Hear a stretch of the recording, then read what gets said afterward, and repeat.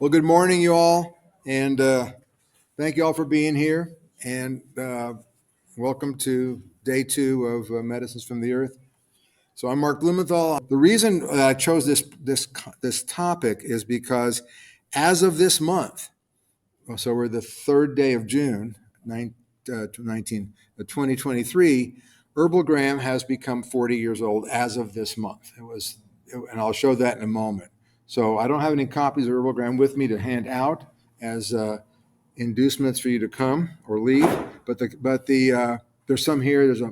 And we sent for this conference, by the way, our special issue that we published last year with that features the photography of the late great Stephen Foster. So there's copies of that. I invite you to take a copy or two if you want to take it. So, and for the sake of the PowerPoint, most of my PowerPoint are visual with very little text. So those of you who are looking at this online someday, you're just going to see a lot of pictures, without much text. Okay, so obligatory. I was required in my contract. Exactly. And the theme of it is information or the lack thereof, and the lack of knowledge. And culturally and intellectually, people just don't know enough about plants. That's the message here. People don't get it, right? And as a matter of fact, I was been thinking about doing a class action lawsuit against Costco, because I go there and I buy these big bags of what they say gourmet wild bird seed, and it's mislabeled. In my opinion, and the lawsuit will say, it should say gourmet wild squirrel and bird seed. So it's right. Mislabeled, because if you look at who's eating most of the seed, 80% in our house, and anyway, is squirrels. Again, in the area and domain of information, we have challenges on how we live in an information society. What kind of information do we access? What kind of information from an epistemological perspective do we recognize as being truthful or true? And what is truth? And how do we know what we know, et cetera? But I know that we don't want to get too heady about it. So just to get clear and get our location coordinates clear here, I like to remember who we are and where we are. And this is from the James Webb scope, which if you're not watching some of the feeds, you're missing out. There's some great stuff going on online from NASA and the James Webb scope. So just to get clear about where we are, but it's about the plants. So this conference is about the plants. So to start off with HerbalGram, I want to share with you what HerbalGram and ABC are and what we do, and then the rest of the talk will pretty much be how we got to this point and what we're doing in some areas to enhance the issues regarding authenticity of botanical material in the marketplace and the sustainable sourcing and development of those. So that's the main thesis, but just these are some of the logos for the key projects and programs and publications at ABC. And so here we go. So this is our 35th year of ABC. We'll have our 35th birthday on Halloween or All Saints Day. We were incorporated on All Saints Day, not because it was All Saints Day, but just because it was easy for me to go down to the Secretary of State and file for corporation. This is our 40th anniversary of HerbalGram as of this week. And we just published a few months ago our 9,000th herb clip. I'll a little more about that in a moment. We have about 75 herbs that have been adopted on our robust and unique HerbMed Pro database. We have 80 peer-reviewed publications in our Botanical Adulterants Prevention Program. More about that in a moment.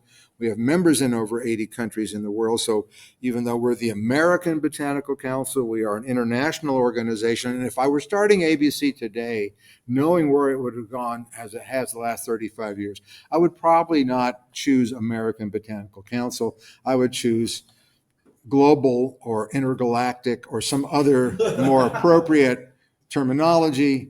But actually, the name American Botanical Council happened because when I was starting the organization, I figured, the name of the organization, the acronym should be as easy to remember as ABC. American Botanical Committee, Commission, Consortium, Council. Okay, that's it. And so people still come up to me today and say, how are things at the American Botanical Society? Okay. Our key publication, again, there's copies here available somewhere. I just got here last night, so I'm sorry I don't know where. Our key founding premise, and I'll show you how we got there, is HerbalGram. And we are a totally unique publication. We're peer-reviewed like a scientific journal. We cover some of the content that you would find in some trade publications, and we have graphic layout that is more consumer-oriented. So we're a very unique kind of hybrid publication. There's nothing like it in the world. Everything we publish is extensively peer-reviewed, and some of the articles we publish go up to 10, 12, 15,000 words, including references. So they're seminal articles that are often cited by others and stimulate others. We have a monthly newsletter called HerbalGram that comes out to our members every month. And then we have a weekly newsletter that goes out to about 40,000 ABC members and registered users of our unique website called Herbal News and Events, where we aggregate conferences, webinars, symposia around the world on herbs, medicinal plants, fungi, teas, essential oils, and related natural medicine and other types of research type things, as well as some of the latest articles from the last weeks, 6 or 8 articles from the last weeks, and every week Herbal News and Events. And that's free. Anybody can just register on our site and get Herbal News and Events, and it's a gold mine of information. Herb Clip, as I mentioned, we just published our 9,000th, and these are like 2 to 3 page, mostly peer-reviewed summaries of mostly clinical literature. And this does not include, we don't do chemistry, we don't do pharmacology, we don't do in vitro studies. There's thousands of those published every year. We focus on human clinical studies, just humans, not lawyers. We just deal with or systematic reviews of the published clinical studies or the meta-analyses of these systematic reviews. And something that ABC has always done for 30, 35 years, as part of our style sheet, part of our policies, we mention the actual specific phytomedicinal material, commercial product used in that clinical study, or if it's not a product, if it's an ingredient, like say pycnogenol. I'm not here to promote them. I'm just saying that's a branded, patented ingredient that is chemically defined, clinically studied. We mention the actual product used in that study and the name of the company. And the reason for that is to give health professionals, researchers, and others guidance as to what this study is about and what the limitations of this study is about, and that it may not apply to generic garlic or generic ginger that you buy out of the store. This is a special ginseng or ginger or rhodiola extract or whatever it is. It's specific to this product. And sometimes that can be genericized and sometimes it cannot be, because the products and or the ingredients can often be chemically defined. And of course, as we know from our knowledge of herbs, we're dealing with a lot of chemistry here that can be very variable. Would you like a slide again, sir? Oh, Just to move the PowerPoint forward, so you can walk around if you want to take the mic off the stand. but then I would lose. Then I'd have to hold the mic in one hand and this in the other. Yeah. And then Do you not want it? Yeah, I'll hold it. All right. Let me just plug this in, and I think that should be on. They're plugging in the remote control. Yeah. Let's see if it works. Let's see if I work. Great. Very good. Works. Thank you. All right. Thank you very much. Appreciate that. Chris. Right. Yay for Chris. Yay for the AV guy. The only AV guy I've ever met that is not wearing all black. You ever notice that they always wear all black? The AV guy. You can always tell at a conference at the hotel who the AV guys are. They're either all black or if they're from New York, one of the two, right? Because that's the New Yorker's biggest existential dilemma, right? They wake up every morning looking in their closet trying to decide what shade of black to wear. Okay. Gets worse. Okay. So our unique HerbMed Pro database, which basically takes all of the PubMed, the publicly accessible abstracts on a specific herb or fungus or whatever product, and organizes it in a very logical, easy to find fashion. And then if you look at, let's say here, we have ginkgo. You can't see on the, let's say ginkgo, and it says ginkgo trials, 445 in parentheses. That means there's 445 ginkgo trials as of April 2022 when I did the screen grab. There's more now. And if you want to look at the clinical trials, you click on the ginkgo, and then we go to one-sentence summaries of each of those 445 clinical trials. And we have one-sentence summaries of every one of these pharmacological, toxicological, chemical, and or clinical trials on each of these 265 herbs. So you can go down to these one-sentence summaries that we distill, we condense it down, and then there's a link to the PubMed abstract or wherever the abstract is for that. So it's a very quick, easy, rational, robust way to do research on those herbs. We're able to do this because certain companies adopt the herb in question that they may have a commercial interest in. So we are grateful to the adopters, and we have, like I said, close to 75 or 80 herbs that are adopted. We have the Botanical Adulterants Prevention Program, which I'll talk more about later, but this is one of the programs that we started almost 13 years ago, and I will get more into that and why we do it and what the point of that is, because bottom line is we're very concerned about authenticity in the herbal marketplace, not just in the United States, but globally, because ever since the beginning of commerce, ever since the beginning of human society, people have cheated, unfortunately. I won't say it's part of human nature, but it's part of the way some people act in the cultural context. And again, And we also have the Sustainable Herbs Program, which is almost 5 years old now, that deals with sustainable production and accessing of herbs from their source through what is often called the supply chain, that we prefer to call the value network, because herb supply chains are not always linear, as supply chain would imply. It's a very root-like system where there's multiple areas of waves and routes that the material comes to. It's one central source sometimes. So we prefer to call that a network. And we use the word value to honor the people involved at source and throughout along the network or the value chain. As Chris was talking about so eloquently last night from so much of his experience, Chris Killam, who's in the audience right now, who spoke on these kinds of subjects last night. So let's talk about the origin and history of ABC and its programs, some of which started from the Herb Trade Association back in 1976, the American Herbal Products Association in 1992, and the Herb Research Foundation also in 1980. Did I say 92? I meant 82, 1982. So back in the 76, I had an herb company called Sweetheart Herbs. It was a wholesale herb company. And after a couple of years in that area, I got together with some of my friends and colleagues and competitors at the time, and we were all very collegial, and it was a small little industry at the time, even though it's an ancient industry. Some people say that herb trading is the world's second oldest profession. And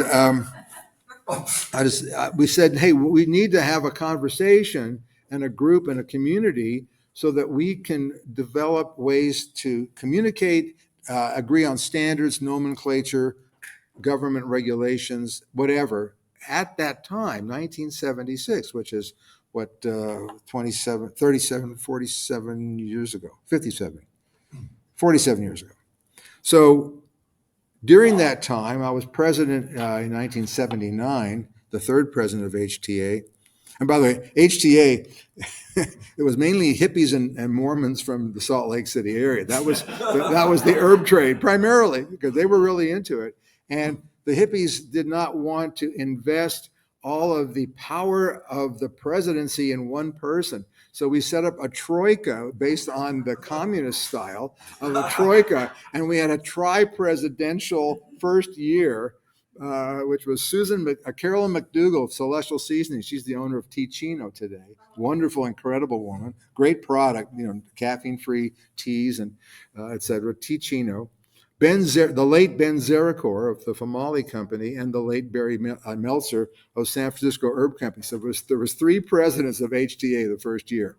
Then John Hay of Celestial Seasonings was president the second year, and I was president the third year in 1979. When I was president, we started producing this newsletter called Herb News, which evolved into a magazine for several years called Herb News. before we started, and the Herb Trade Association went down in 1981 under somebody else's hands. And then we started APA, the American Herbal Products Association. Some of the same group that was part of the Herb Trade Association, we recoalesced in the Phoenix flight that came out of the ashes of the HTA, became APA.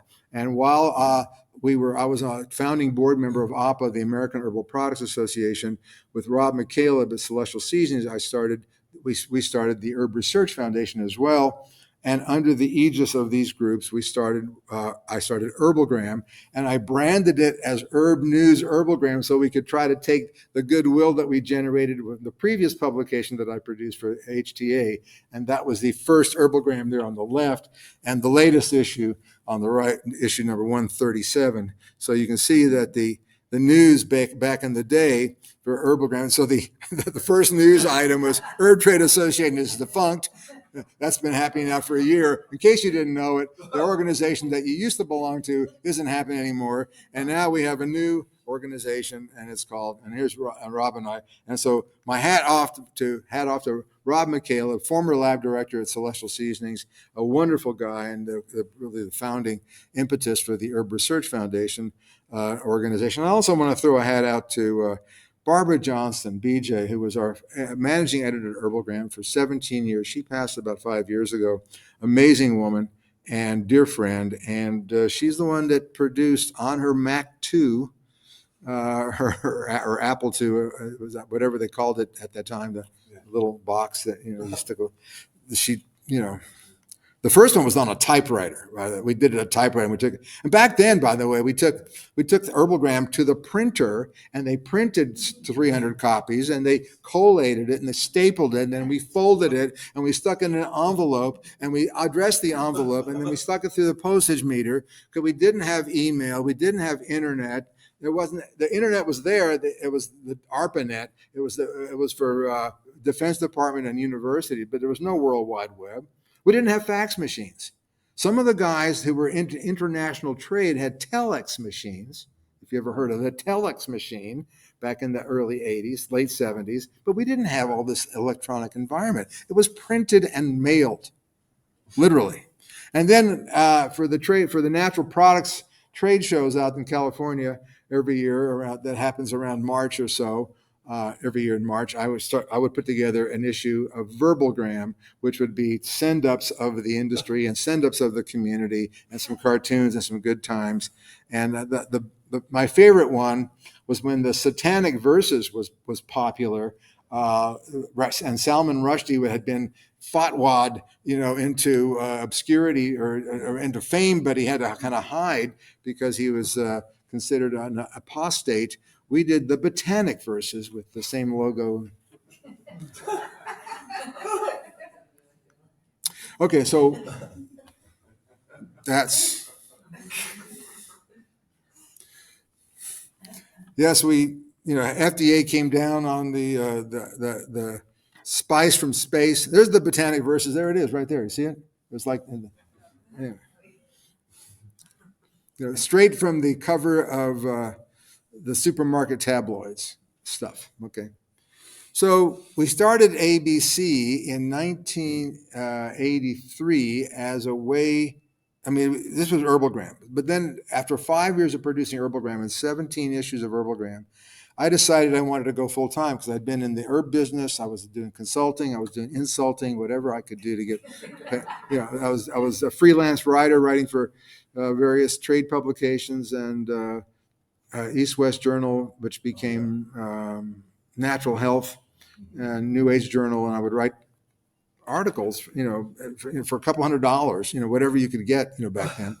It was a lot of money back then, 10 cents a word. Hey, you wanted to be as wordy as possible. And hopefully you didn't have a good editor. Mark Bittman was one of my editors at East-West, when Mark Bittman, the famous food writer. And we both had MB as our initials, so we got together and had a good time. And we were both vegetarians at the time. I still am.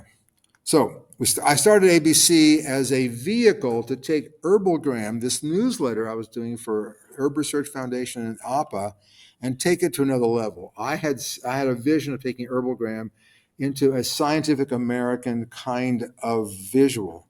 and credibility. And the idea was to help create more credibility, because herbs were like the Rodney Dangerfield of medicine, because nobody could give it any respect. Can't get no respect, right? My favorite Rodney Dangerfield. I can't get no respect. I mean, the hotel I stayed at last night was so cheap. When I checked out, they stole my towel. Or the one he says, my wife, she loves to make love in the back seat while I'm driving.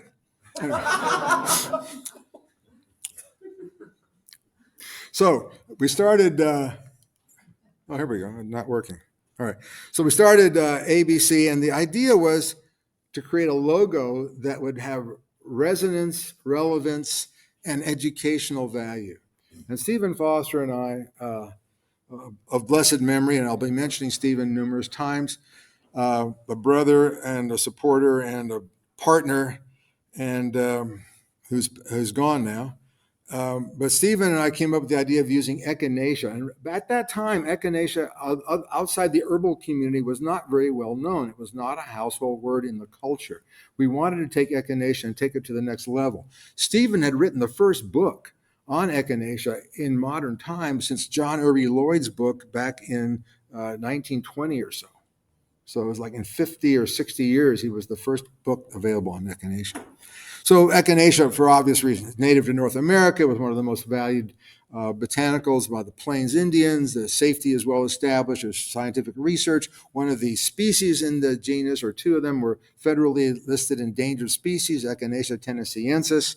It's easy to grow. It's got beautiful, purple coneflower, beautiful aesthetic gardener's appeal. There's a whole lot of good reasons why to choose of all herbs, and there's lots of wonderful herbs we could choose from, but echinacea was the one. And here's the echinacea that Dr. Dennis Oang, the late Dr. Dennis Oang, dear friend, who was also not just a chemist, but a natural product chemist, and a regulator in Canada, did this one, and this is on the back door.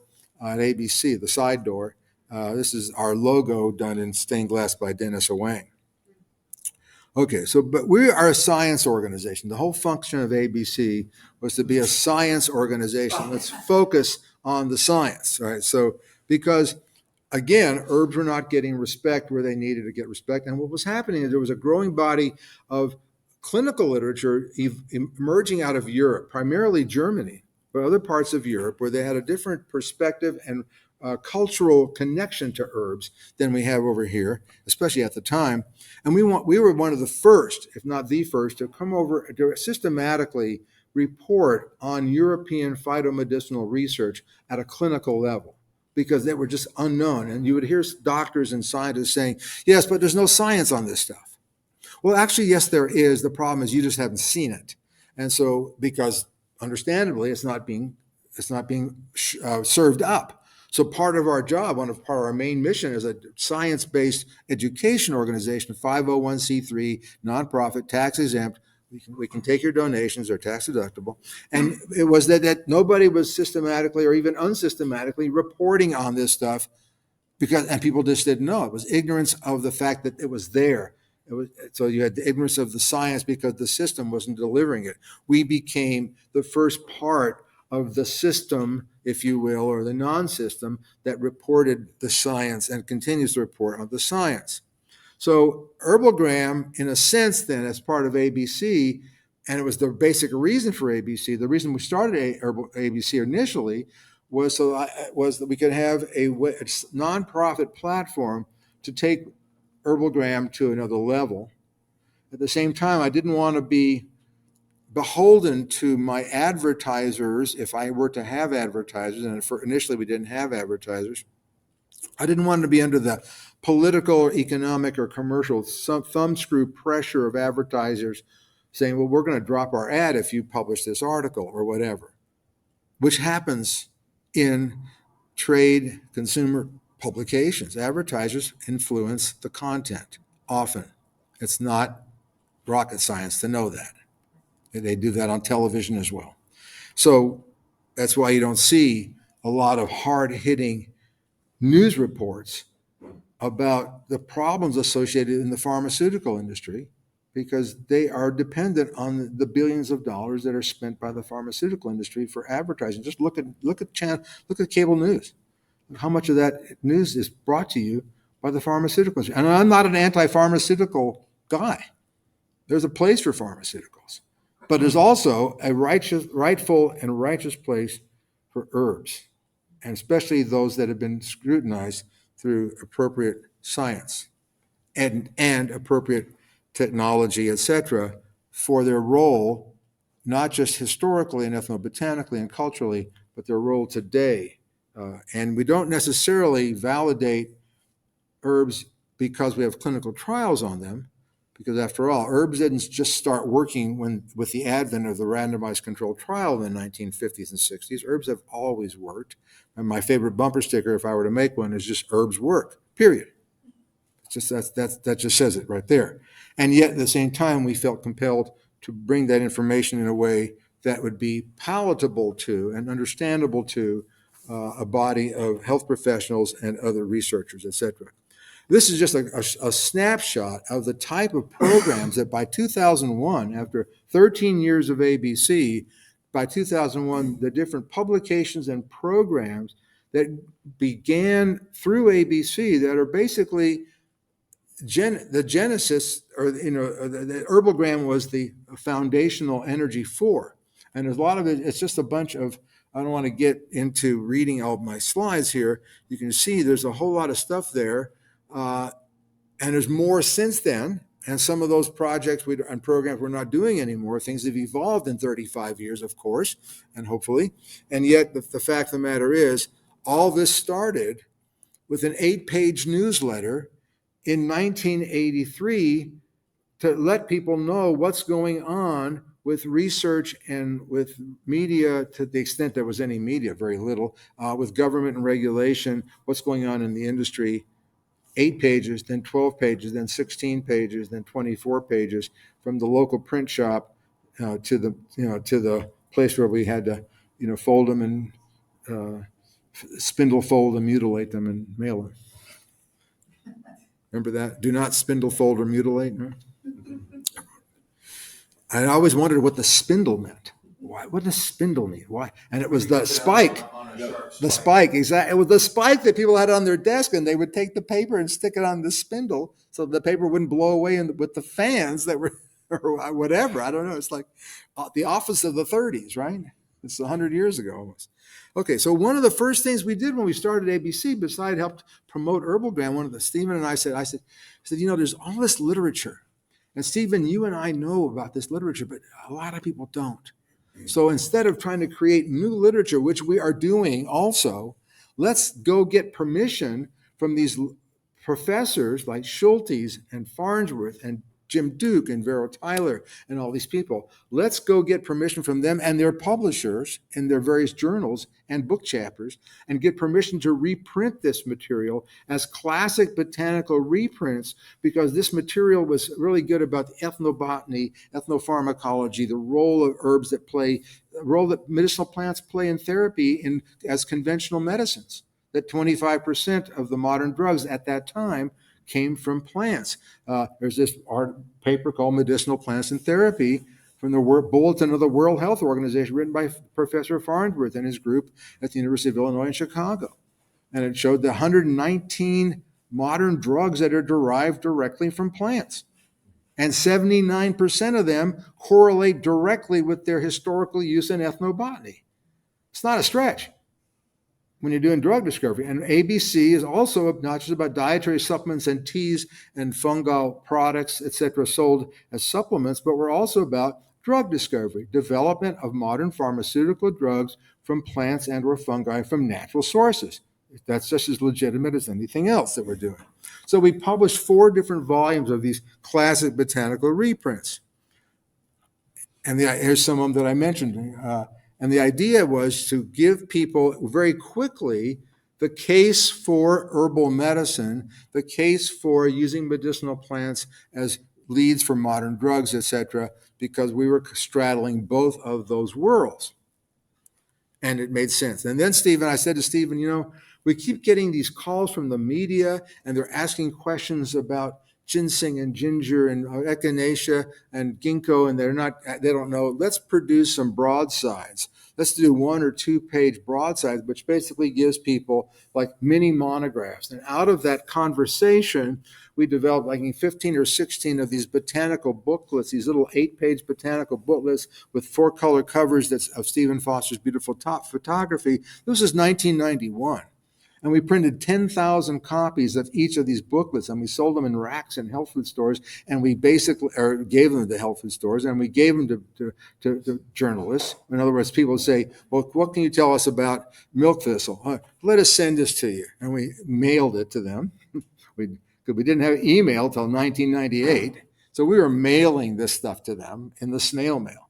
But it was basically peer-reviewed content, all referenced about the history, the pharmacology, the botany, the history, and the modern scientific research as it was available at that time. And we seeded people in the media, SEED, seeded, and from that, we generated dozens and dozens, hundreds of articles that came out in the consumer press, popular press, etc.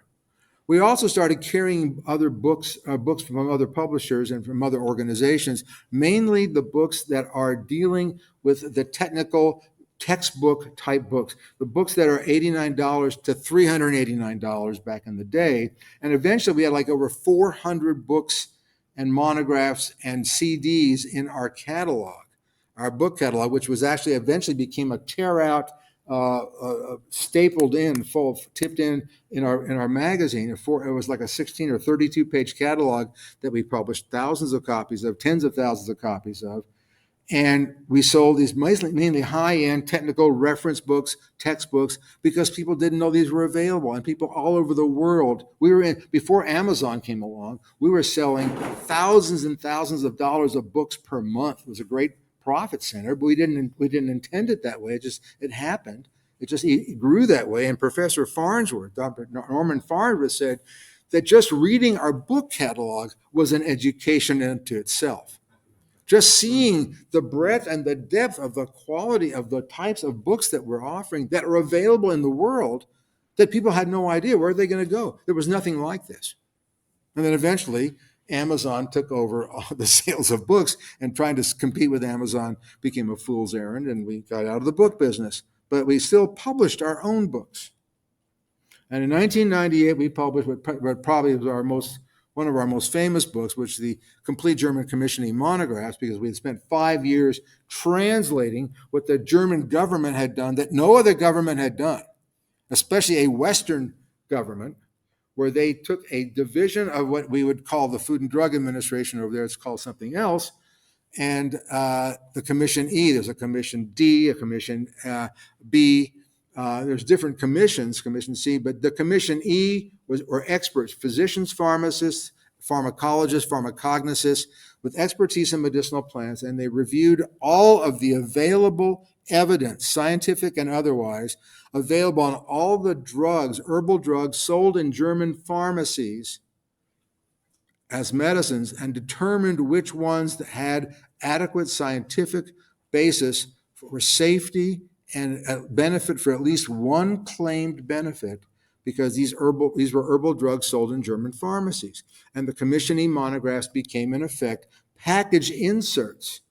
They were published in the German Federal Register as package inserts and guidelines for pharmacists and physicians as to what they could claim for this particular herbal drug, sold as a medicine, not as a dietary supplement, which is a food item.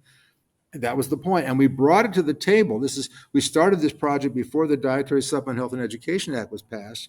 We started the project. It wasn't published till afterwards, because people are going, okay, we understand vitamin A and vitamin B and vitamin C and the relative safety, but what about all these herbs? What is this stuff? And are they safe? Because the biggest question that people in the health professionals kept raising, and congressional people, are these herbs safe? And we brought the Commission E conversation, showing that the German government's own expert committee has reviewed these, and here's the ones they say have enough data to show the data of safety, what Dr. Tyler called a doctrine of reasonable certainty for safety, and a presumption that there's enough data to support a certain claim. So there was a certain rationality behind all that. Based on the commissioning while we were doing it, and along with our friends at Pharmavite, which is a mass market-based company that sells dietary supplements, we developed the first pharmacy continuing education courses on herbal medicine in the United States, based on the fact that the German government had already done a lot of this work. Why don't we use that as a basis to inform pharmacists? I mean, if it's good enough for German doctors and pharmacists, why isn't it good enough over here? And our pharmacists had at that time, had still been required to take at least 1 or 2 semesters of pharmacognosy, which is now virtually almost extinct in the 75 or 80, how many there are now, pharmacy schools in the United States. In 2003, we published our book, Clinical Herbs, ABC Clinical Guide to Herbs, on 29 of the most popular herbal products in the marketplace. These are therapeutic monographs where we specifically mention the actual names of the products in each of the clinical studies that we summarize. This is the first, and this book was simultaneously accredited for physicians, pharmacists, nurses, dietitians, and naturopaths for CE credit. And after the passing of Professor Tyler in 2001, I was fortunate to be invited to help be the English editor and reviser of this book, which was the textbook used in German schools of German medical schools and pharmacy schools. This is one of the textbooks, Rational Phytotherapy, a reference guide for physicians and pharmacists. This is the 5th edition. In 2004, it was the last one that was done, and I'm the English editor and the person who revised it. We also published a book with the Missouri Botanical Garden on plant identification, showing with very excellent line drawings how to identify plants in the field and microscopically, and this is macroscopic identification for people in the field to be able to be I think 119 plants. We have, because I was a professor in the pharmacy school, we have a preceptor position with the University of Texas College of Pharmacy and also Texas State University Dietetic Association, and we have pharmacy and dietetic interns that come to ABC. We still have the internship program going on. It's been about 25 years or whatever we've been. So we've really had the opportunity to impact hundreds of dietitians and pharmacists with information at our 2.5-acre homestead, where we are, historic homestead, where they learn about growing medicinal plants and harvesting something that's ripe and creating some kind of preparation, whether it's edible or external, and they have to do a presentation on the material that they have harvested and produced, and the research on it, etc. We are also a major supplier of herbal information for the media. I mentioned some of that. So we basically help generate science-based information that's credible, authoritative, responsible to the media. One of our most popular programs were our Pharmacy from the Rainforest Ethnobotany Eco Tours that Jim Duke and I and others, Mary Hardy and a whole bunch of us, our faculty, would take pharmacists and physicians to the Peruvian rainforest to see which plants are used by local people as food and which ones are used as medicine, and some of them which are the source of modern pharmaceutical drugs. And then we also went to Machu Picchu as well. And then eventually we expanded this to Belize, Costa Rica. We did one in Kenya, one in South Africa, and even did one in Germany when 9/11 happened. I came back right before 9/11. Jim Duke was part of the extension down to Munich from that, and he was the one who ended up, and people couldn't fly back because there was a no-fly zone going on all over the world, the Western world, and Jim ended up for 4 or 5 days with a bunch of pharmacists and doctors in a hotel in Munich, not knowing what to do, and it really wasn't. Jim's job was to talk about the plants, but his job wasn't about to be the nurse mother to everybody, so it was a difficult challenge for him and everyone else. So in the Amazon, we brought people down there to help them get a new perspective on their lives, as well as a new perspective on where plants come from in medicine. So just a few shots here from some of that. And the idea is that we respect and really relish ethnobotany and the history of herbs in medicine, and how people have used plants historically, and how they've learned from their grandmother's grandmother's grandmother to the nth power backwards. And at the same time, as Chris mentioned last night in his presentation, And this is from Time Magazine back in 1998, I think, or so. A lot of these people and these cultures are dying, and a lot of the information. I think it was Mark Plotkin who once said that when one of these old men or women die with all this herbal knowledge, it's like a whole library burning down. And the idea is to keep going out there. This is a picture of Chris in the Amazon. We took. You didn't know we were out there with a camera, did you? You had no idea. It's before the iPhone. Okay, so let's look at some of HerbalGram's covers to show where we've been. We have 137. I don't want to go through all of them. Again, a shout out, an honor, and a tip of the hat to late great Stephen Foster. I believe we have published 66 or 67 HerbalGram covers with his photography on it, and almost every issue of HerbalGram, starting in around HerbalGram 25 or so, when we start using photography, contains his incredible photography. So just some of the ways that we have used Stephen's photos in HerbalGram, often very plant-centric, which may or may not reflect the key, one or more of the key articles in that issue. Sometimes they are reflective, as in this case with ginseng. More about that in a moment. Here's one on kava, which contained a 24-page review article that Dr. Yadu Singh and I wrote based on his incredible article in the Journal of Ethnopharmacology. We revised it. We have photos of, the Queen Elizabeth in I think it was in Fiji or in Samoa receiving kava, and the Pope in Samoa or Vanuatu receiving kava as their gift, honoring somebody. It's a reverence. We produced a lot of this information to help generate more interest in kava. This was in 1997, I believe. So we were part of, along with Bill and Peggy Brevoort, we were part of the energy that helped stimulate interest in the industry and beyond the industry in the medicinal and traditional ethnobotanical historical uses of kava. Chris was using kava by that time probably too, right? And Chris has done probably as much or more than anybody in North America to get people to recognize the legitimate and safe and reasonable and appropriate uses of kava. We helped introduce rhodiola to the market about 20 years ago with a cover story on HerbalGram. It's a cover story on a golden seal and its safety, its future from a sustainability perspective. Ginkgo, we did a review article on healthy adults showing that ginkgo can be used to help increase mental performance. It's not just dealing with dementia and some adverse conditions or irregularities, but at the same time, ginkgo can be utilized proactively. St. John's wort, the first of Roy Upton's wonderful series of close to 40 now, I think it is, best in the world monographs from the American Herbal Pharmacopoeia. The very first monograph that Roy published was St. John's wort. We helped him edit it, we formatted it, we published it for him as a way to help get him and move him forward. It was our way of being our brother's keeper, because we are our brother and our sister's keeper, etc. And our dogs and our cats. And a lot on St. John's salt palmetto. We helped introduce more information on rooibos, etc.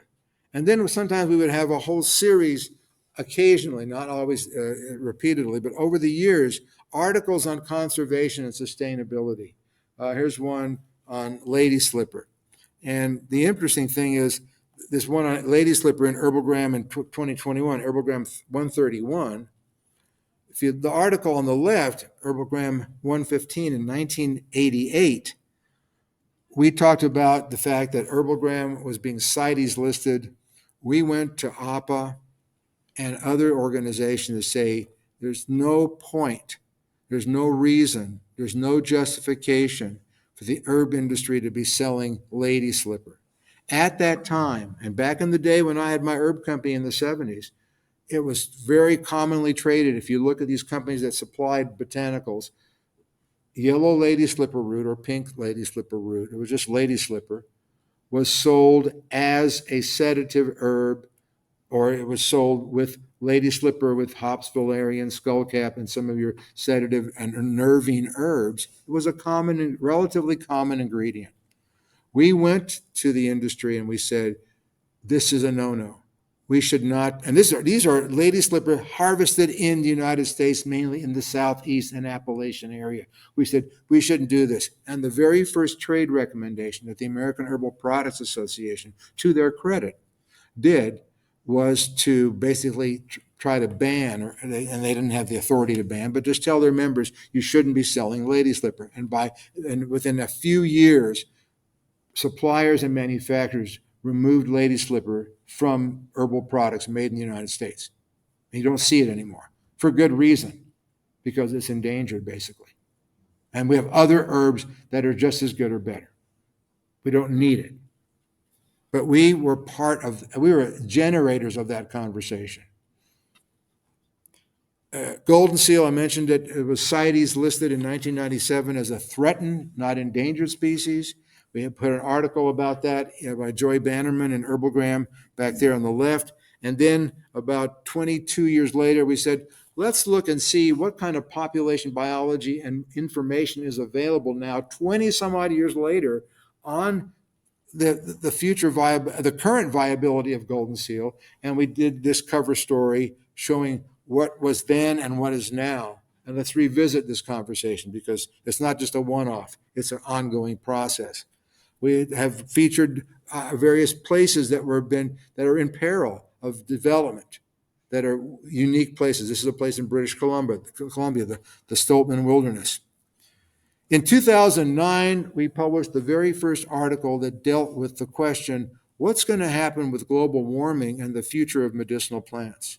How is global warming going to affect the future of medicinal and aromatic plants? MAPS is the acronym used in the trade, medicinal and aromatic plants. What's going to happen with climate change impacting medicinal plants? ? And we had 13 experts that we interviewed, and this was in 2009. So in 2019, I said, it's been 10 years since we did that. We should take another look at this. And by that time, we weren't saying ? We're calling it the climate crisis. We're calling it what it is in HerbalGram in 2019. And the entire issue was devoted to this question and this problem. All of the articles by Joseph Brinkman and others dealt with the impending and the current crisis associated, because medicinal plants like rhodiola don't have legs that they can climb up the mountainside as things get warmer and climb up to colder climates. They can't. They're really at risk. We dealt with and continue to deal with questions of history and ethnobotany. This cover of HerbalGram 27 it took me 3 years to get permission from the Museum of Anthropology in Mexico City to use this Diego Rivera image, which is a big frieze. It's a big, and this is just the part that deals with the herbal medicine of the traditional medicine of Mexico. It took me 3 years to get permission, because they're going to get back to me mañana. Mañana is a very porous and fluid. I mean, you and I here, mañana means tomorrow. In some cultures, mañana means later, man. What's your hurry? It's like in India. We have this cosmology of circular, linear time, and over there it's circular time, and that's why if you're in a hurry to get to a movie, you don't stop at the Indian restaurant for dinner. Unless it's a buffet. All right. Anyway, so we did this great article on the Badianos manuscript, the first medical book in the New World, based on the Codex Badiano in 1552, I believe it was, or 1553. I have a reprint of this. Dealing with medicinal plant, this is Stephen King from formerly of Shaman Pharmaceuticals. Now they're called Napo and Jaguar Pharmaceuticals. One of the few companies that have been successful with the US FDA to get a botanical drug approval from their sap of the Croton leclerri tree, the Sangre de Drago, that they are growing sustainably in Peru. Here's a cover story on Tibetan medicine, traditional medicine. Here's a cover story about the work that Wade Davis did about the work of the famous botanist from Harvard, Richard Evans Schultes, and his work. And here's something I want to share about Schultes. I'm sure Chris knows this, and maybe you too, Bill. I don't know the rest of you. Schultes was like 6'4". He was a tall Boston Brahmin that schlepped cans of Boston beans throughout the Amazon in the 30s. He was sent by the U.S. government to go to the Amazon in the 30s and 40s looking for alternative rubber sources because the government was concerned that rubber coming out of Indonesia and the Far East would be cut off if the Japanese geopolitically got into, which they did eventually, and we needed rubber for military and transportation and national defense purposes. They were looking in the Amazon for sources of rubber. And in the process, he found all these plants that were psychoactive and stuff, and some 200 plants or more that were unknown to science at the time. But Schultes was this tall guy. And most of the indigenous people of the Amazon tend to be relatively short. Chris mentioned that last night. Some of them are like 5 feet or less. Schultes shot his photos with a 1927 Rolleiflex camera. And a Rolleiflex camera was like, you look down, you carry it on a lanyard around your neck, and it's at your chest level, right by your pectoral or below. And so when you're shooting like this, not like this. So the photography is not Schultes at 6'4" looking down on these people. The photography is the camera, just the way the technology was done at peer level. And it's implicit in Schultes' photography, and it wasn't intended this way. It's just it was the camera that he had. He looks right in the eyes of the people at their level. And that's implicit in his photography. Just interesting point that Wade Davis points out that most of us had never thought about if we know Schultes' photography. Just something worth noting. So we really honor the rich traditions from all over the world, except for Antarctica, of how people have used medicinal plants. Jim Duke and I wanted to put out a book. One of the things on my list of things I wish I had done that never got around to, Jim Duke and I were going to do this book called Medicinal Plants and Ethnobotany of Antarctica. And you open it up and it's blank. It's like the book What Men Know About Women, and you open it up and it's all blank, you know. We were going to do that, and it was kind of a joke book, and give them away as premiums for membership in ABC. Kind of. You get it, Larry. We did a lot of work on African medicinal plants. We've done work on the history of herbs, etc. Herbs in Tibet. The point is that we're constantly doing stories that feature the ethnobotany of other cultures around the world as ways not just for herbalists to appreciate, but other people as well. Physicians, pharmacists, nurses, dietitians, scientists, everyone should know or have access to the knowledge about the wonderful rich use of medicinal plants around the world.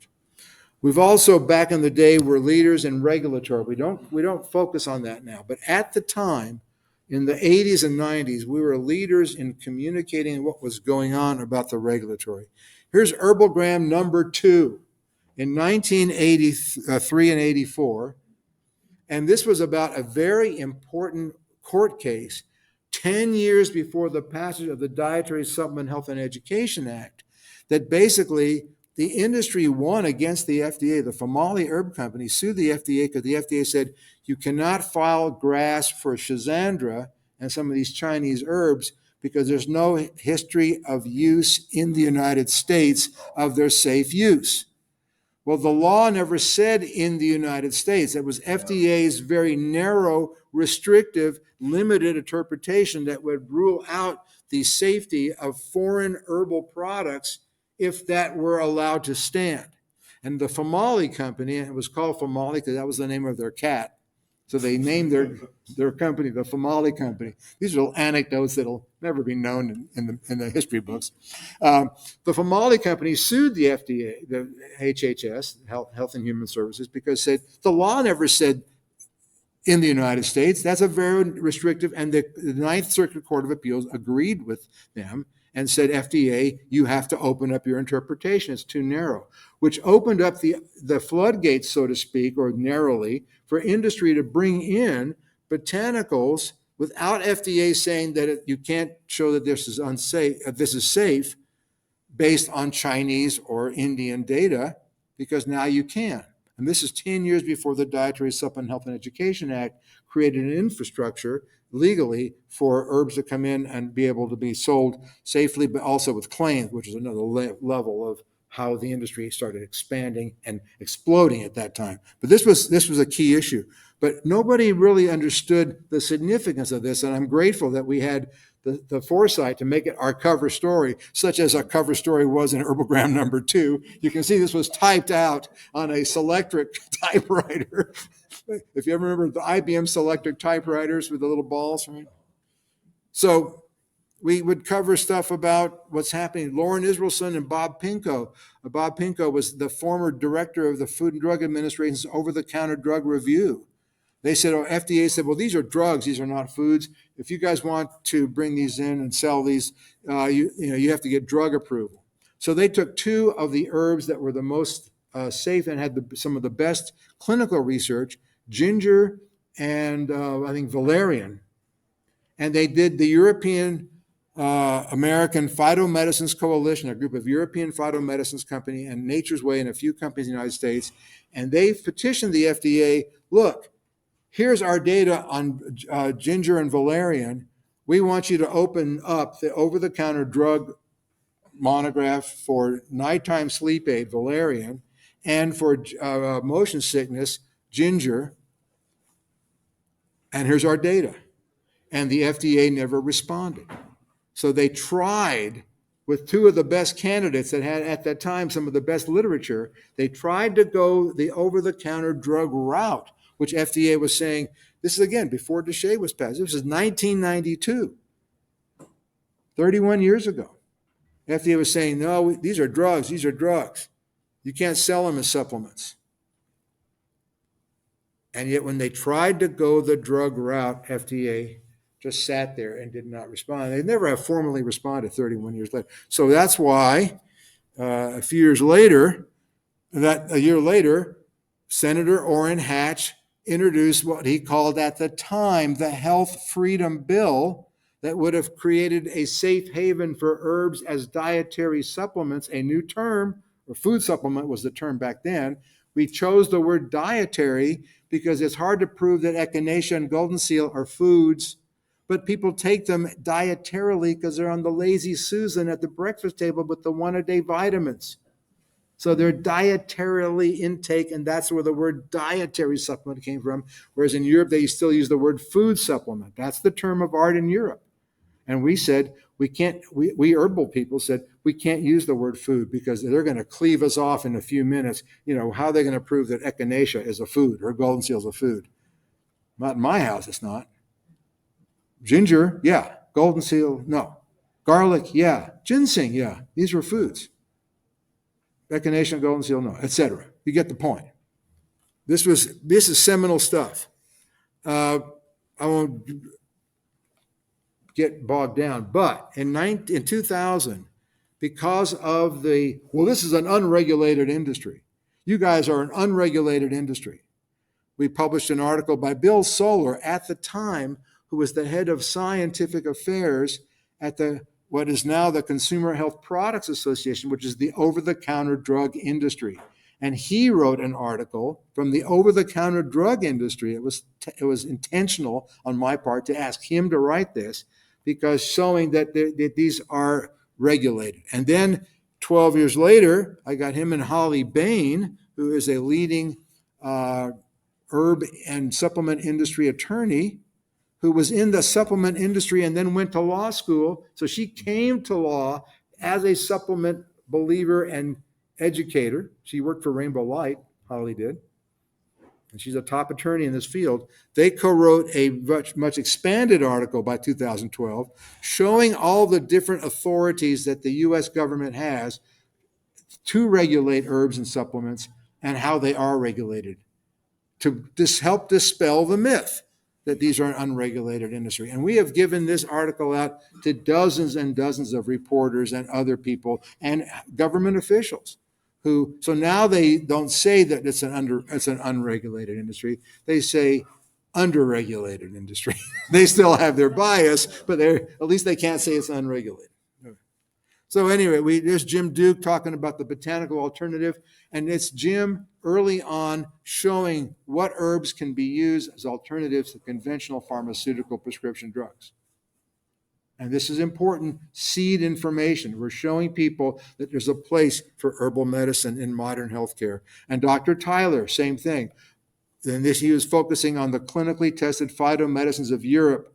And this is coming from Professor Vero Tyler, who for 20 years was the dean of the School of Pharmacy at Purdue University and the senior author of 6 editions, I believe, or 5 or 6 editions of the textbook on pharmacognosy, and became a board member of ABC after he retired. And we help show what's going on in the media. Again, Dr. Jay Rosen is quoted in NBC or CBS News saying he uses echinacea for kids who have eustachian tube problems in their ears. Here's a Los Angeles pediatrician using echinacea. And instead of operations on kids for eustachian tubes and their inner ear problems, he's actually using echinacea successfully, according to him. To us, that's worthy of an article back in the day when not very little of this was happening. So we promoted HerbalGram as much as we could back in the day. We promoted note cards on what's going on with herbs. We had all kinds of ways we try to communicate to people. Note cards with Stephen Foster photographs. Thousands of people were sending out note cards and get well cards with herbal information and ethnobotany on the back. We were involved with the World Health Organization in 1990 on developing their guidelines for the assessment of herbal medicines. And sometimes we would even get very esoteric, for example, looking at the glandular parts of volatile plant where the essential oils are made through scanning electron microscopy at 750 to 1250 times power. Just fun stuff to look at, just interesting. And Paul Stamets's work back in the day about mushrooms. And, Paul, who's an amazing fungophile, who has had a species named after him recently. Psilocybe stametsii, isn't it? Or psilocybe, which one is it? Yeah, Psilocybe stametsii. Got to give him credit for that. A South American species of psilocybe producing mushroom, named for Paul Stamets. Good luck, good for you, Paul. So let's talk about dietary supplements in the last few minutes that we have, and the issue of quality, and the question about authenticity. Are all these things actually what they claim to be? Now, this is from Parade Magazine, Sunday Supplement. Come on. So, back in the late 1970s, there were a group of people selling stuff in health food stores called Wild Red American Ginseng. It was a total fraud. It was Rumex hymenocephalus in the dock family, the Polygonaceae. It grew in New Mexico, Arizona, Nevada, and Utah, nowhere near where Panax quinquefolius grows. It contains 20 to 40% tannin in the roots. It's not ginseng. Great for sore throats, one of the traditional uses. I produced and published, as when I was president of the Herb Trade Association, our policy statement number 1, saying this stuff is fraudulent, it's not what it is. And we went to health food stores and health food conventions, which then was the only place you could buy herbs. There was no internet, it was very little on mail order. It wasn't in the mass market. This is where it was sold in the health food stores. We got the health food stores to stop selling Wild Red American Ginseng. So that was my first iteration or first opportunity to try to clean up the market, and that was 1979. That was fun. Um, Economic adulteration of echinacea in HerbalGram in 1985, talking about adulteration with parthenium. This was unheard of by most people in the industry at the time. And we talked about HerbalGram number 2, volume 3, 1985, in our second year of HerbalGram, the substitution of germander in so-called skullcap. And this was problematic because germander is hepatotoxic. It's known to be hepatotoxic. Teucrium camidris or Teucrium canadensis, the two different species. But certain products were being reported in liver toxicity. They were hops, valerian, and skullcap.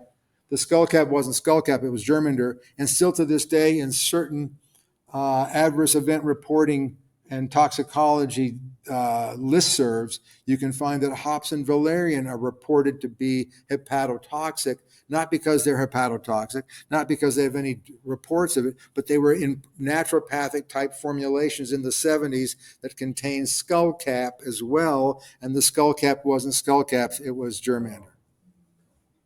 I talked about this at a pharmacovigilance conference at Kew Gardens in London 2 months ago.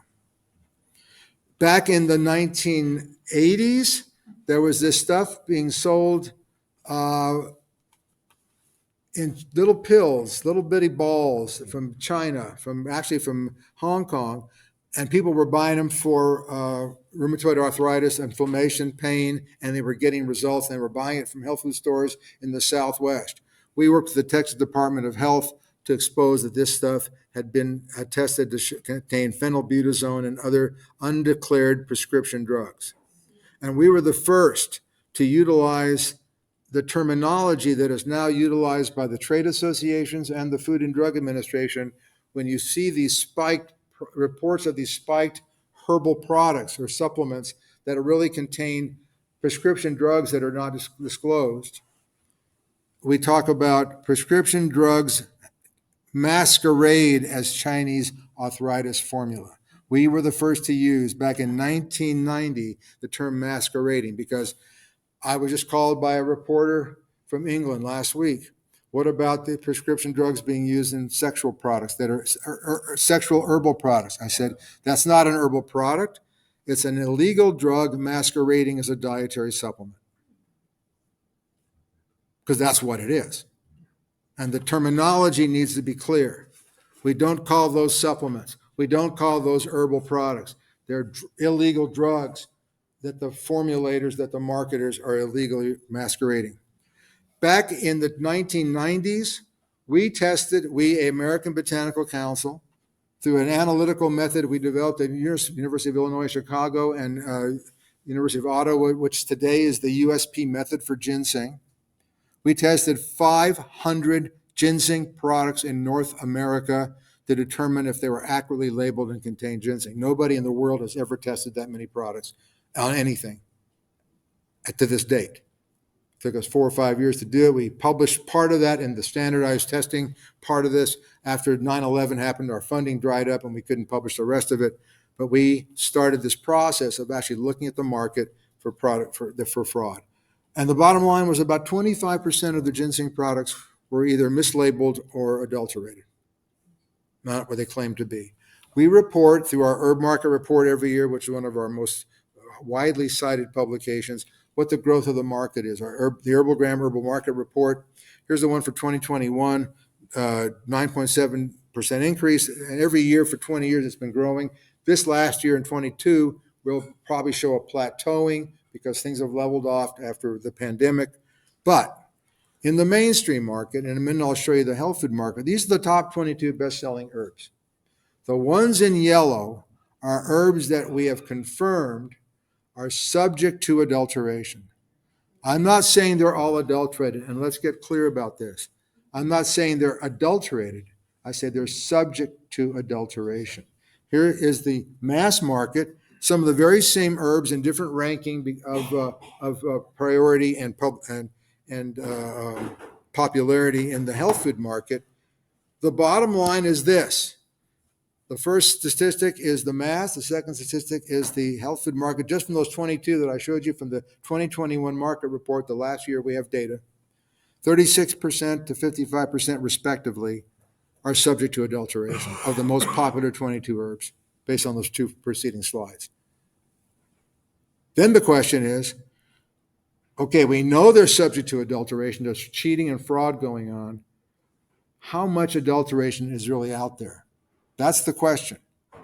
One of the questions. And the answer is we don't know.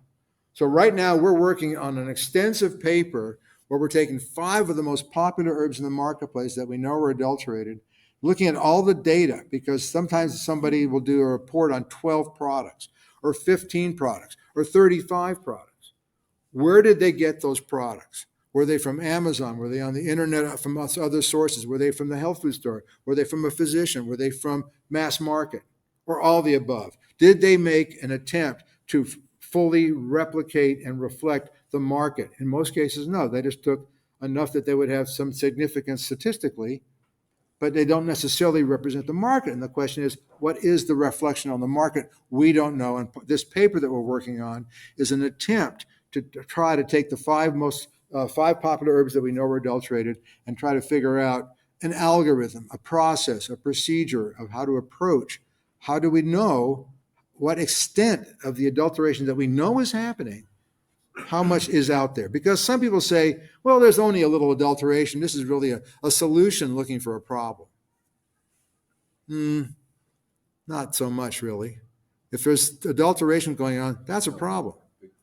If I'm going to go out and buy herb X, Y, or Z for my family or for my daughter or for my wife, I want to know I can rely that the label is accurate and reflects what is in the bottle or the box or the can or whatever it is. It's about identity, authenticity. There's fraud going on in the marketplace. We know that. People have cheated. So almost 13 years ago, I started a program called the Botanical Adulterants Prevention Program. And I invited my good friend Roy Upton of the American Pharmacopoeia to join us, and my dear friend Nicholas Kahn, the director of the National Center for Natural Products Research at the University of Mississippi, a Food and Drug Administration funded center of excellence for the analysis of herbal dietary ingredients and herbal supplements and the development of analytical methods to test. It's an FDA center. Now, we all know we don't want to see adulteration. So I've been involved with this for a long time, as I pointed out to you. Is that you? This is a... Yes, it is. Yes, it is. You see the...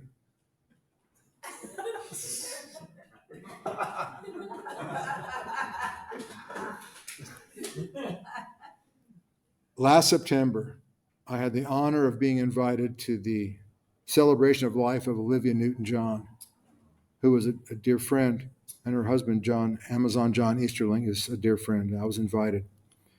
And I'm out there, and I see John Travolta there. So I teed up on my iPhone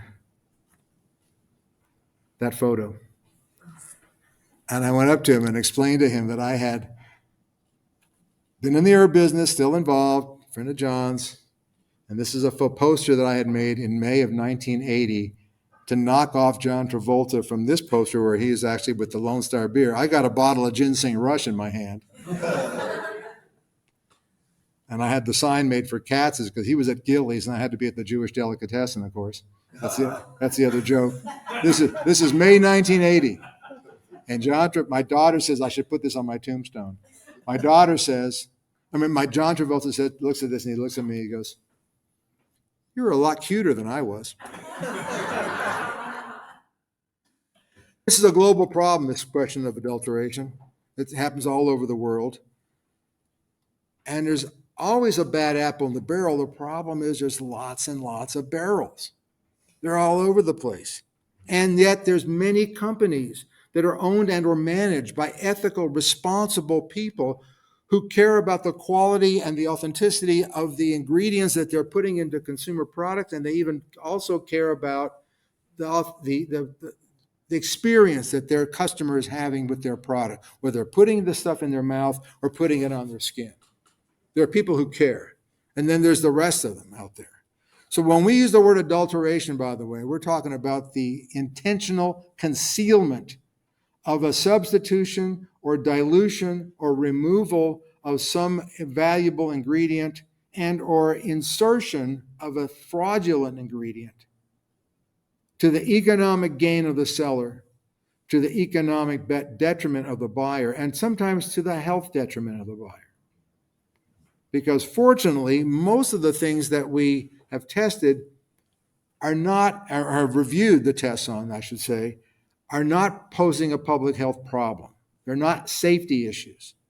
Except for germander and a few others, most of these are economic violations. The health issue becomes one about if they don't work, and people are using them in lieu of potentially other drugs that might have been useful and maybe recommended by a physician, but instead people are taking herbs instead because they expect them to work based on the published trials on some other product. So people have always had a certain idea about what's in a product, right? And so our first publication of our program was I wanted to let people know that adulteration and fraud is not new. Adulteration and fraud doesn't just happen out of our industry. It's been going on for several thousand years and beyond. And this article by Stephen Foster, our first in our series of 80 peer-reviewed publications so far for the Botanical Adulterance Prevention Program, deals with a brief history of the adulteration of herbs, spices, and botanical drugs going back to Greco-Roman times. And we have the evidence from the literature. This is why they started the pharmacopoeia, to help establish identity methods. One of the first ones, the ash test. You burn the plant material and to see how much stuff is left over that's inorganic, like the sand that was in the cinnamon or whatever, to add to the weight. And again, one of our first publications in HerbalGram before we started our series of bulletins was germander and the adulteration of skullcap, because germander is hepatotoxic. And a shout out to my good friend, Dr. Stefan Gaffner, the Chief Science Officer of ABC. The bad news is he's been demoted and he's the new director of the adulterance program. That's a demotion because now he has to deal with budgets and HR and all those things that directors have to deal with, not just science. That's why I call it demotion. I'm still involved. I'm no longer the director. I'm just the flounder. So this is all the publications we published last year alone. These are our peer-reviewed publications last year under Stefan's editorship. We have lots of bulletins, and here's all the bulletins we've published so far. The first two columns, 26 bulletins confirming adulteration. The red means elderberry. In a few weeks, we're going to publish our elderberry bulletin. We're the first organization to ever publish a scientifically peer-reviewed article confirming adulteration on elderberry. There's nothing in the scientific literature before our publication in HerbalGram in 2021.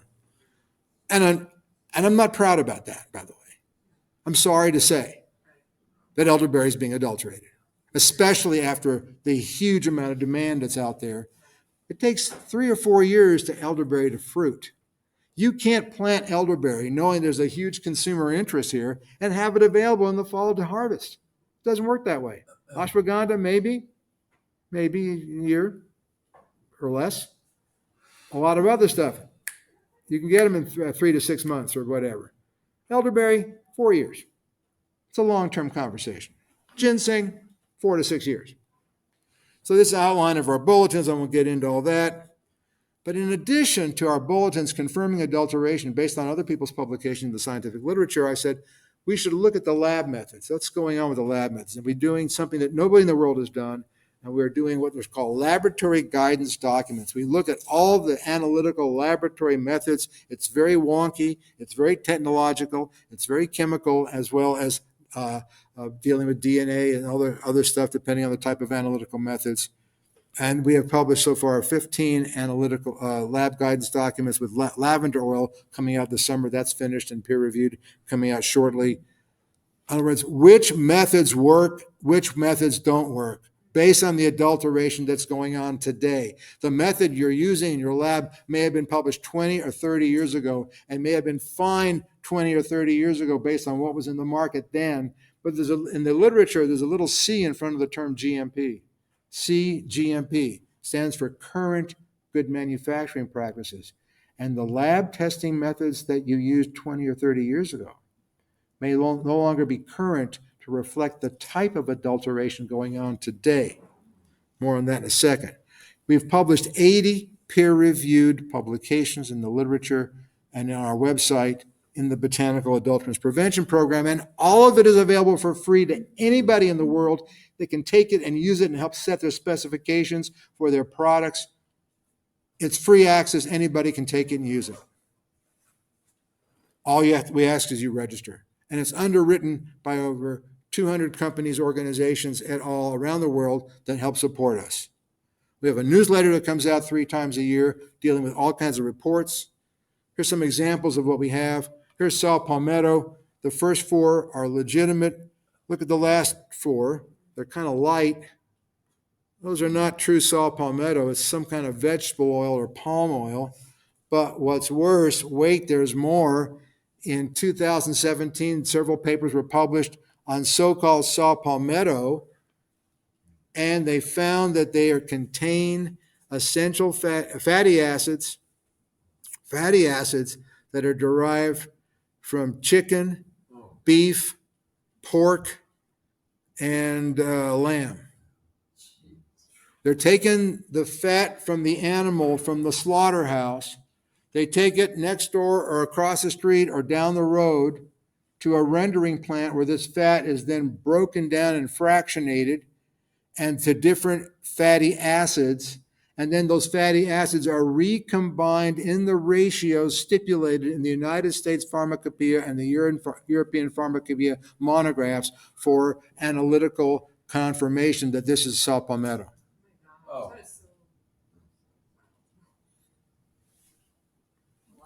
As my father used to say, if you don't believe me now, I'll never lie to you again. But it's true. It's true. Turmeric, and I can show you lots of other examples. Turmeric extracts are being adulterated with synthetic curcuminoids. Synthetic curcuminoids. So, several years ago, we published our first of 2 papers this is in a horticultural journal, Botanical Ingredient Adulteration, How Some Suppliers Attempt to Fool Commonly Used Analytical Techniques. It's intentional. The adulteration is intentional. And the way they adulterate is intentional to try to fool a specific analytical method that the adulterators know are prevalent in the US and European and other industries. And we've taken that paper and we've expanded it with more data now. And here it is, just published a few months ago in the Journal of Natural Products, one of the top peer-reviewed journals in the world on medicinal plant research. And here it is. And we paid them extra, like $5,000, to have that paper be in front of the firewall so that anybody in the world can download it for free and access it. Not that we have all this money, it's just that this is important to us. It doesn't make any sense to publish this stuff and have it sitting behind a firewall where you got to pay money to get to it because that's going to keep people from looking at it. We have to make it available, especially around the world. People are using our publications to set specifications for their ingredients, and in doing so, they find that their current suppliers cannot meet those specifications sometimes, and they have to change and upgrade their supplier. I'm almost finished. So these are the analytical methods, it's technical, that are being fooled for the specific herbs. This is a table from our paper showing which analytical methods are at risk or subject to compromise unless you use them as a group or in some other way, but specifically one by itself, the adulterators, the fraudsters, let's call them what they really are, the criminals. They're criminals. This is a crime. They're gaming the system by focusing on specific analytical methods used in government labs, industry labs, to try to identify the material and detect the adulteration. Again, as I mentioned before, most of what we've determined do not pose safety risks. This is not a safety public health issue from a safety perspective. It's about whether you're getting stuff that really works according to what you have read in a clinical trial somewhere or read about a clinical trial. But that is that's a public health issue. Because if the herbs don't work, people are not getting the benefit. Well, this is our paper again. One more thing, or two more things before I leave. We put together, I was putting together an article. Do I get 5 more minutes? We're putting together an article for HerbalGram about 5-6 years ago. And I said, and it's about what happens when a company receives something and they test it and they find that it's adulterated. What happens? Normally, they send it back to the supplier for credit or reshipment of some other material. Then what happens to the stuff? Anybody want to venture a guess what happens when they send it back to the supplier? Pardon? Goes to somebody else. Are you in the industry? You are? Are you one of the people that sends it to somebody else, or are you one of the buyers? Just kidding. That's exactly right. It's not a little kept secret. It goes to somebody else. We have people who've told us they've received barrels that have rejection stickers from the previous customer on them still. They didn't even repack the stuff. It's like Jay Leno's Stupid Criminals. Like the guys who robbed the 7-Eleven, and then in the police chase, they ran out of gas because they forgot to buy the gas first.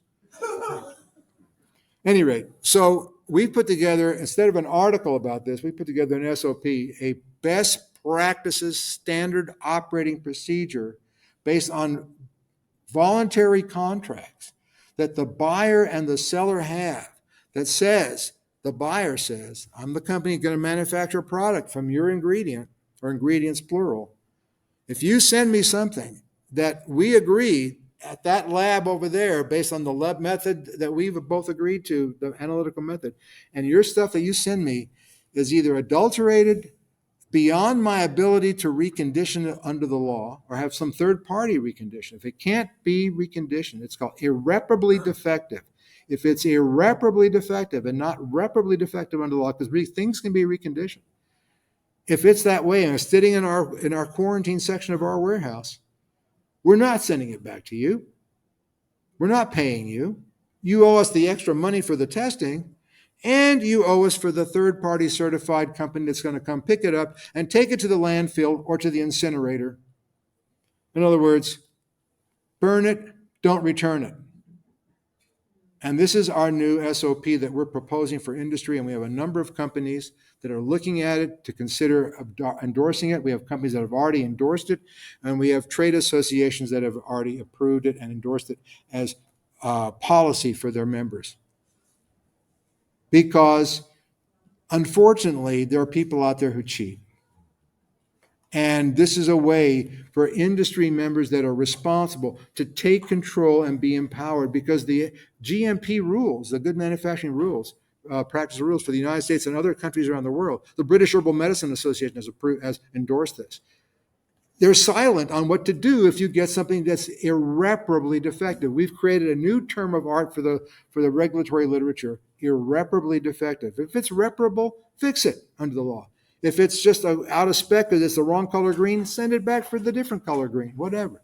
But if it's irreparably defective or it's somehow contaminated in ways you can't fix it, even if it's from a reputable supplier, you have a responsibility to get it out of the supply chain so it doesn't end up in a consumer product somewhere. That's what this is about.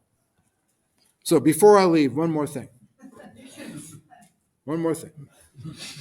We talk about sustainability. ABC in 2018 started the Sustainable Herbs Program. And the Sustainable Herbs Program is a beautiful website and a series of conversations and all kinds of projects and programs that have evolved over the last 5 years under the director of the wonderful woman, Anne Armbrecht, who has a PhD from Harvard in social anthropology, who started the SHP and came to us and asked us to take this on.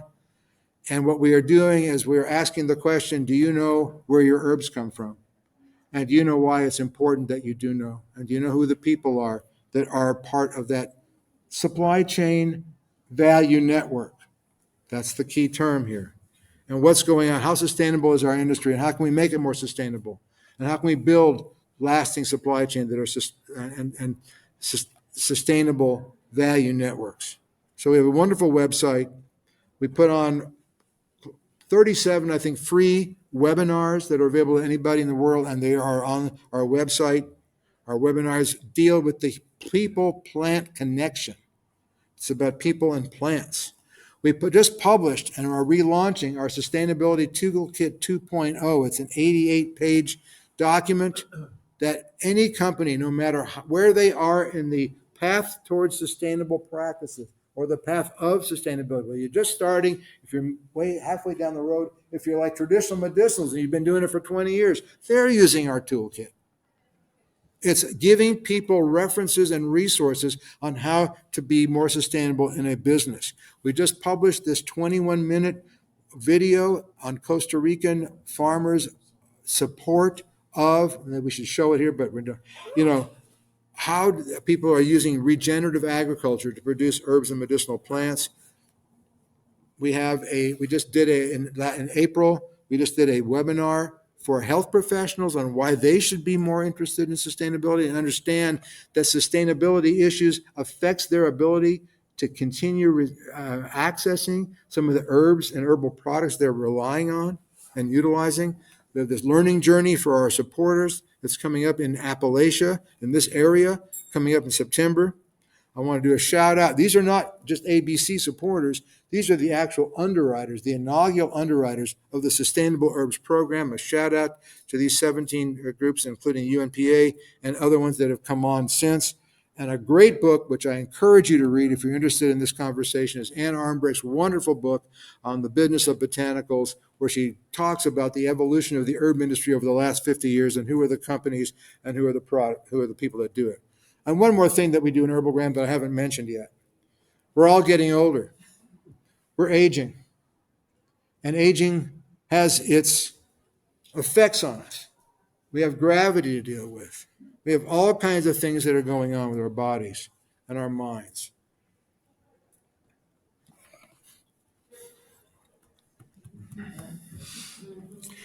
And then there's this one, if you like a little dark humor here. Okay, so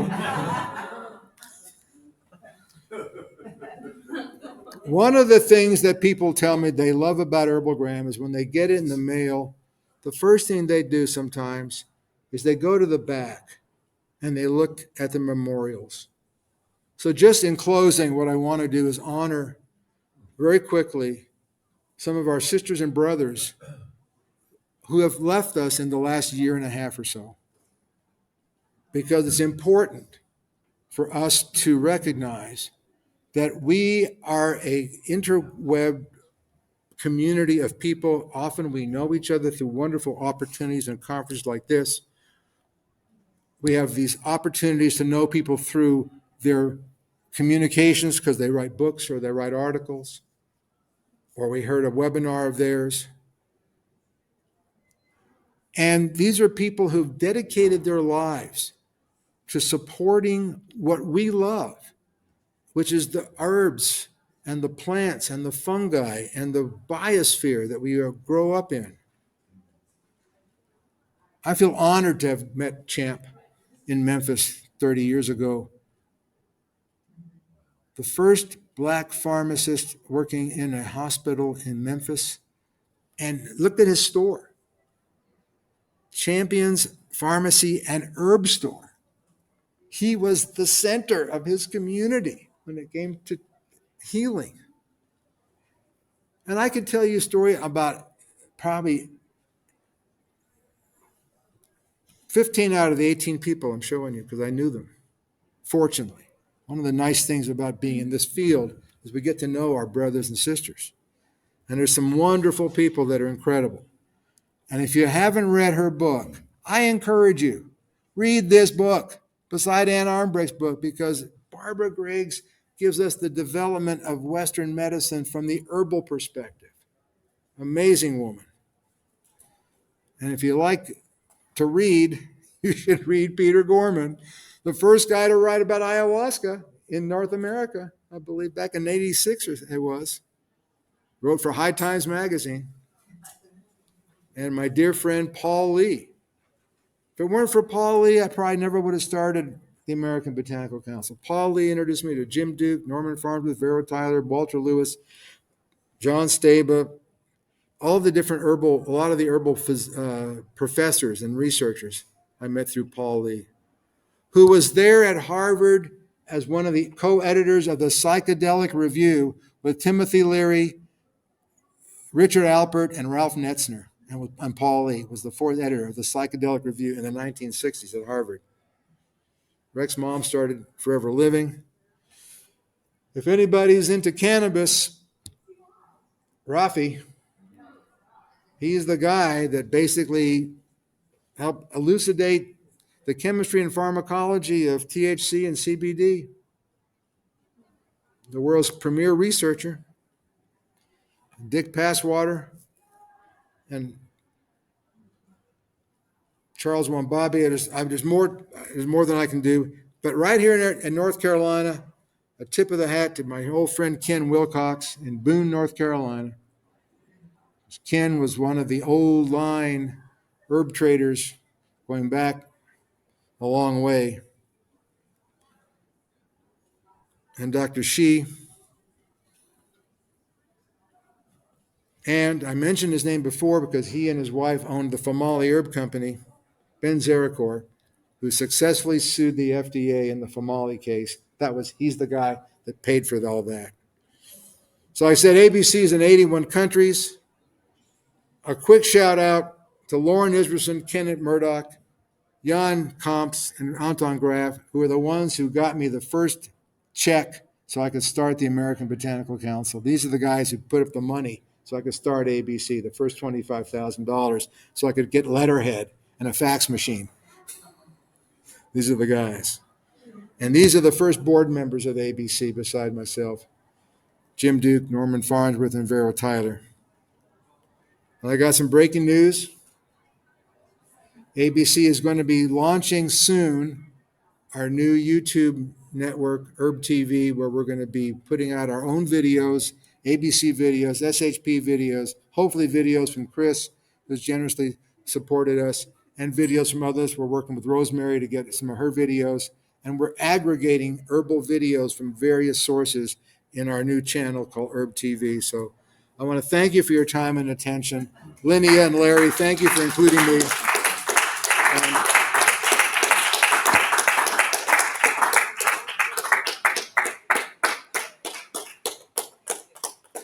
And thanks for supporting ABC and HerbalGram.